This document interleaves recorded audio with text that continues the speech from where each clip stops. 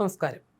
KSRTC superfast bus ദമ്പതികൾ സഞ്ചരിച്ച കാറിലിടിച്ചുണ്ടായ അപകടത്തിൽ ഭർത്താവ് മരിക്കുകയും ഭാര്യയ്ക്ക് ഗുരുതരമായി പരിക്കേൽക്കുകയും ചെയ്ത സംഭവത്തിൽ 3.68 കോടി രൂപ നഷ്ടപരിഹാരം നൽകാൻ ഉത്തരവിട്ട് കേരള ഹൈക്കോടതി. നേരത്തെ വാഹനാപകട നഷ്ടപരിഹാര ട്രിബ്യൂണൽ പുറപ്പെടുവിച്ച വിധി അംഗീകരിച്ച ഹൈക്കോടതി പോലീസ് തയ്യാറാക്കിയ കുറ്റപത്രം തള്ളി. 2016 മാർച്ച് 27 രാവിലെ 9:20 MC റോഡിൽ പന്തളം ചിത്ര ആശുപത്രിക്ക് സമീപം നെടുമങ്ങാട് പാലക്കാട് സൂപ്പർഫാസ്റ്റ് ബസ് കാറിലിടിച്ച് ചെങ്ങന്നൂർ പെണ്ണൂക്കര മണ്ണിൽ പ്രദീപ് മരിക്കുകയും ഭാര്യ സോണി പ്രദീപിന് ഗുരുതരമായി പരിക്കേൽക്കുകയും ചെയ്തിരുന്നു. എതിർദിശയിൽ വന്ന കാറിൽ അമിത വേഗത്തിലെത്തിയ ബസ് ഇടിച്ചാണ് അപകടമുണ്ടായത്. ബസിന്റെ അമിത വേഗവും ഡ്രൈവറുടെ അശ്രദ്ധയുമാണ് അപകട കാരണമെന്ന് കോടതി ഉത്തരവിൽ വ്യക്തമാക്കി. KSRTCയും ഇൻഷുറൻസ് കമ്പനിയും നഷ്ടപരിഹാരം നൽകണമെന്ന് വിധിക്കുകയായിരുന്നു. ട്രിബ്യൂണൽ അനുവദിച്ച നഷ്ടപരിഹാര തുക വർദ്ധിപ്പിക്കാനായി ഹൈക്കോടതി പ്രദീപിന്റെ കുടുംബം സമീപിച്ചു. അധിക തുക നഷ്ടപരിഹാരമായി നൽകാൻ ഹൈക്കോടതി ഉത്തരവിടുകയായിരുന്നു. സോണിക്കുണ്ടായ പരിക്കുമായി ബന്ധപ്പെട്ട് അനുവദിച്ച നഷ്ടപരിഹാരം അപര്യാപ്തമാണെന്നും ഹൈക്കോടതി കണ്ടെത്തി.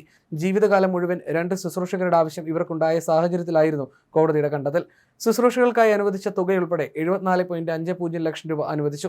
പ്രദീപ് മരിച്ച കേസിൽ 1,21,81,665 രൂപയും ഭാര്യ സോണി പ്രദീപിനുണ്ടായ പരിക്കുമായി ബന്ധപ്പെട്ട് 2,36,92,307 രൂപയും കെട്ടിവെക്കാനാണ് ഇൻഷുറൻസ് കമ്പനിക്ക് നൽകിയിരിക്കുന്ന ഉത്തരവ്. ഹർജിക്കാർക്ക് വേണ്ടി അഭിഭാഷകരായ മാത്യു ജോർജ്, AN സന്തോഷ് എന്നിവർ ഹാജരായി.